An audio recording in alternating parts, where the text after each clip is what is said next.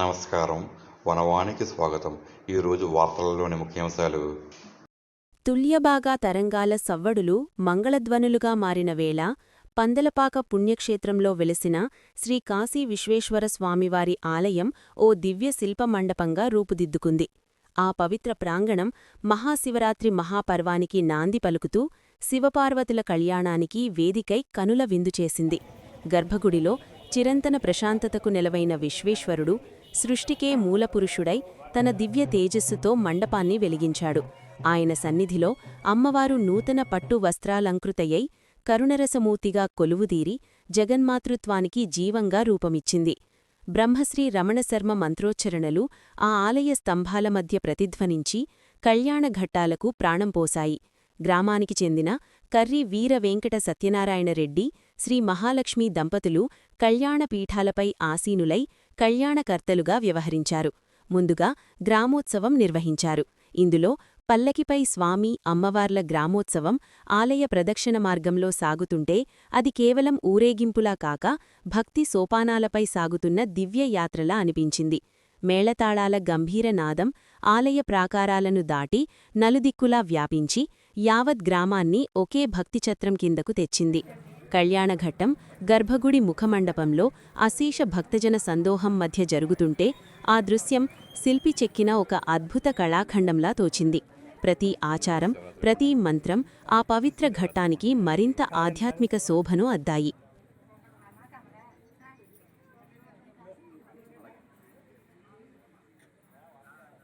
దివ్య కళ్యాణ మహోత్సవం ఈ దంపతులు నిర్వహిస్తున్నారు.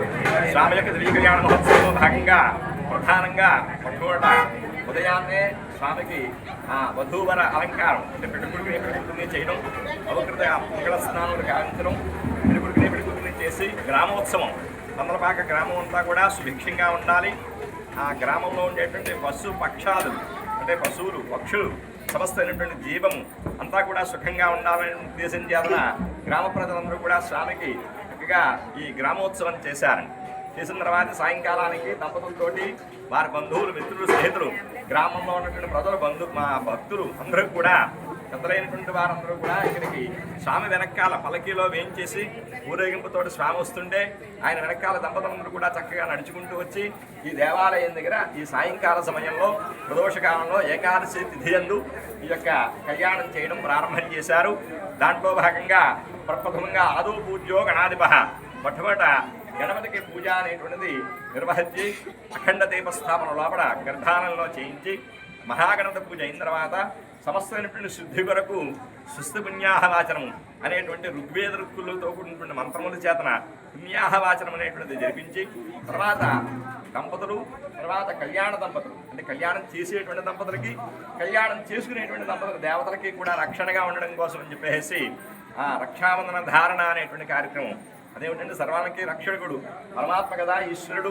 మళ్ళీ ఆయనకి రక్ష ఏమిటంటే క్రతువు చేసేటప్పుడు దాని యొక్క ధర్మం అంతే అండి. ఒక్కొక్క క్రతువు చేస్తున్నామంటే దానికి అనుగుణ్యంగానే కార్యక్రమం నడిపించాలి. ఇప్పుడు రామచంద్ర ప్రభు సమస్తమైనటువంటి ప్రపంచానికి కూడా జగత్ తండ్రి, ఆయన సీతమ్మ తల్లి అయినా కానీ వాళ్ళు యథావిధిగా ఆ కళ్యాణం మంత్రములు ఏ రకంగా ఉన్నాయో, విధి ఏ రకంగా ఉందో ఆ విధి విధానపూర్వకంగా వారి కళ్యాణం జరిగింది. రుక్మిణీ కళ్యాణం అట్లా జరిగింది. అలాగే దేవతా కళ్యాణం, ఇప్పుడు వెంకటేశ్వర స్వామి కళ్యాణం, నిత్య కళ్యాణం ఉంటుందండి. స్వామివారికి యథావిధిగా నిత్య విధానంగా ఆ కైంకర్యములన్నీ కూడా ఏ రకంగా వేదము చెప్తుందో ఆ రకంగా కైంకర్యములు చేస్తూ ఉంటారండి.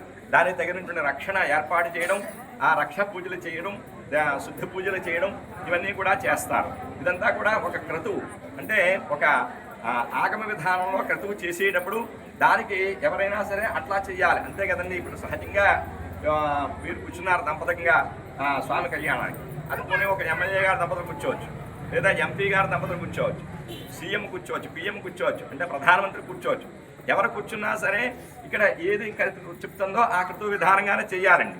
అంతే తప్ప మేము ప్రధానమంత్రిని కదా నేను ఇలా కాదు ఇంకో రకంగా చేస్తానంటే అలా కుదరదు. అది వేదం ఎట్లా చెబుతుందో అట్లాగే ప్రధానమంత్రి కూర్చున్నా అంతే చేయాలి, వీరు కూర్చున్నా అంతే చేయాలి, మేము కూర్చున్నా అంతే చేయాలి. ఆ రకంగా క్రతువుకి నిలబడి ఉండాలి. అందుచేతన భగవంతుడికి కూడా ఆ క్రతువు చేసేటప్పుడు ఆయనకి రక్షణ ఏర్పాటు చేయాలి. దానికి రక్ష ఎవరు అంటే లక్ష్మీనారాయణమూర్తి అండి. అయితే ఇప్పుడు మరి లక్ష్మీనారాయణకి కళ్యాణం చేసినా అంతే విధానం. స్వయంగా లక్ష్మీనారాయణ కళ్యాణం ఆగమ విధానంగా చేస్తుంటారు మా ఆచార్య గారి దంపతులు ఇద్దరు కూడా, అన్నదమ్ములు ఇద్దరు కూడా. ఆ లక్ష్మీనారాయణ కళ్యాణం చేసినా ఆ రక్ష మళ్ళీ లక్ష్మీనారాయణ పూజ చేయాలి. అది వేదం చెప్పేటువంటి మాట, ఆగమంలో చెప్పేటువంటి మాట. కాబట్టి లక్ష్మీనారాయణ కళ్యాణ విధానంలో ఈ యొక్క శివ కళ్యాణంలో లక్ష్మీనారాయణ పూజ చేసి రక్షణ కట్టడం జరిగిందండి. ఇక్కడి నుంచి ఈ ప్రవర అంటే సహజంగా వంశం యొక్క ఉత్తీర్ణత, ఈ ఫలానా వంశంలో వాడు అబ్బాయి, ఫలానా వంశంలో ఉన్నటువంటి అమ్మాయి, ఫలానా గోత్రీకులు, వీళ్ళ యొక్క వంశం చరిత్ర ఇటువంటిది అని అక్కడ చెప్తారండి. అందులో మీరు రామాయణం చదివినట్టయితే రామచంద్ర ప్రభు యొక్క వంశాన్ని గురించి చాలా అద్భుతంగా వశిష్ఠ మహర్షి చెబితే స్వయంగా జనక మహారాజే ఆయన యొక్క వంశాన్ని గురించి చెప్పారన్న సభలో. అది అద్భుతమైనటువంటి ఘట్టం. అట్లాగా ఈ వంశ ప్రవర అనేటువంటిది తాత, తండ్రి, ముత్తాతలు, అంటే తండ్రి గారు, తాతగారు, ముత్తాత గారు, అంటే ముత్తాత గారు, తండ్రి గారు, తాతగారు, తండ్రి గారు, ఇలా వరుస ఈ క్రమం చెబుతామండి. ఈ యొక్క 3 తరాల వారి యొక్క ప్రవర చెప్పి చక్కగా కన్యాదానము అనేటువంటిది యథావిధిగా చేయడం జరుగుతుందండి.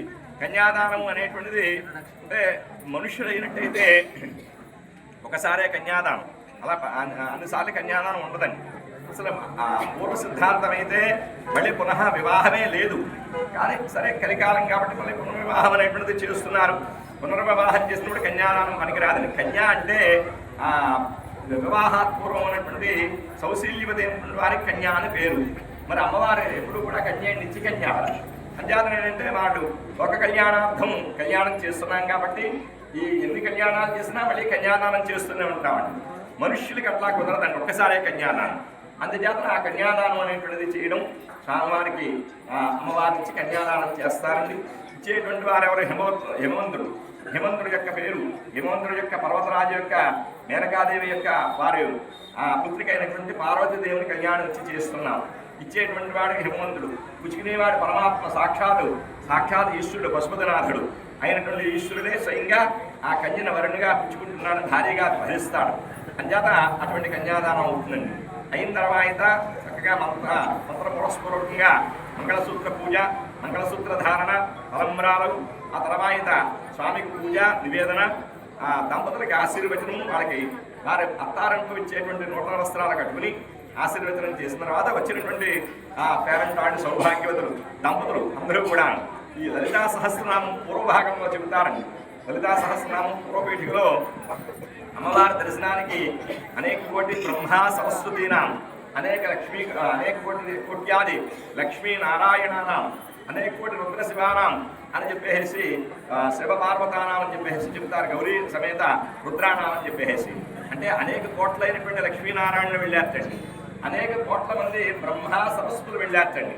అనేక కోట్ల మంది అయినటువంటి గౌరీ సమేత ఈశ్వరులు వెళ్ళారటండి. అంటే ఏమంటే మనకు అమ్మవారు ముగ్గురే కదా, బ్రహ్మ విష్ణు మహేశ్వరులు ముగ్గురు, మహాకాళి, మహాలక్ష్మి, మహాసరస్వతి ముగ్గురు, వాళ్ళ భార్య. మరి కోట్ల మంది ఎక్కడి నుంచి వచ్చారు అంటే ఎంతమంది? వారి దంపతులు ఎవరైతే ఉన్నారో ఒక్కొక్కళ్ళలో బ్రహ్మతత్వం ఉంటుందండి, ఒక్కొక్కళ్ళ యందు విష్ణుతత్వం ఉంటుంది, ఒక్కొక్కళ్ళ యందు శివతత్వం ఉంటుంది. వారికి అనుగుణంగానే భార్య ఉంటుందండి. ఆ బ్రహ్మతత్వాన్ని తగినట్టుగా భార్య భారతిగా ఉంటుందండి, శివతత్వాన్ని తగినట్టుగా లక్ష్మిగా ఉంటుందండి, విష్ణుతత్వానికి శివతత్వాన్ని తగినట్టుగా గౌరిగా ఉంటుంది, విష్ణుతత్వాన్ని తగినట్టుగా లక్ష్మిగా ఉంటుంది. అట్లాగా ఇంతమంది సరస్వతి బ్రహ్మ, ఇంతమంది మహావిష్ణు మహాలక్ష్మి, ఇంతమంది గౌరీ సమేత ఈశ్వర ఇట్లా ఉంటారని మనకి లలితా సహస్రనామం పూర్వభాగం నిరూపించబడింది. అయితే ఏమంటే ఏదో వాడేది మహర్షులు చెప్పారు, కానీ అది అర్థం అవుతుందా అంటే మనం మెల్లిగా లోపల ధ్యానం చేసి దీన్ని ఆ దృష్టిలో చూడగలిగితే అది నిజమైనటువంటి విషయం తెలుస్తుందండి. ఇది కూడా వేదం చెప్పేటువంటిది అబద్ధం కాదు, ఋషులు చెప్పేది అంతకన్నా అబద్ధం కాదండి. అర్థం సత్యం అన్నారండి. ఋషులు ఏదైతే చెప్పారో అది సత్యం. కాబట్టి ఇంతమంది వచ్చారు, వీళ్ళందరికీ కూడా ఆ రకంగానే దంపతియుక్తంగా తాంబూలాలు ఇవ్వడం జరుగుతుందండి. మొన్న సౌరయాగంలో అట్లాగే సూర్య కళ్యాణం చేసినప్పుడు 6 దంపతులకి మనం తాంబూలాలు ఇవ్వడం జరిగింది. ఎవరు 6 అంటే వాణి హిరణ్యగర్భ, లక్ష్మీనారాయణ, ఉమామహేశ్వర, వాణి హిరణ్యగర్భ, సచీ పురందర, అరుంధతి వశిష్ఠ, సీతారామచంద్ర, ఈ 6 దంపతులండి. వీళ్ళు చాలా గొప్ప స్థితి పొందినటువంటి వారు. బ్రహ్మ విష్ణు మహేశ్వరుడు, వారి భార్యలు దేవతాస్వరూపం. ఇంద్రుడు దేవతా రాజు అయినటువంటి వాడు.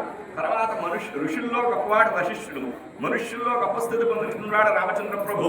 అటువంటి వాళ్ళకి తాంబూలం ఇవ్వడం జరిగింది. అట్లా ఎంతమందికి తాంబూలం ఇచ్చినా ఈ 6 లెక్క వస్తారండి. ఇప్పుడు ఇంతమంది మన బంధువులు వీళ్ళందరూ భక్తులు, స్నేహితులు, గ్రామస్తులు అందరూ ఉన్నారు. వీరు బంధువులు, స్నేహితులు, ఈ పరమాత్మ సంబంధించినటువంటి పరమేశ్వరుడికి ప్రీతి పొందినటువంటి భక్తులు ఎంతమంది పుచ్చుకున్నా సరే 50 లెక్క వస్తారు. అంటే ఇంతమందికి కూడా తాంబూలాలు ఇచ్చి వాళ్ళకి ఆశీర్వచనాన్ని పొంది ఆడపడుచుల చేత మంగళహారతి పించుకుని చక్కగా కళ్యాణకర్తూ పూర్తి చేస్తారు. ఇది శివ కళ్యాణం. జయ జయ శంకర హర హర శంకర.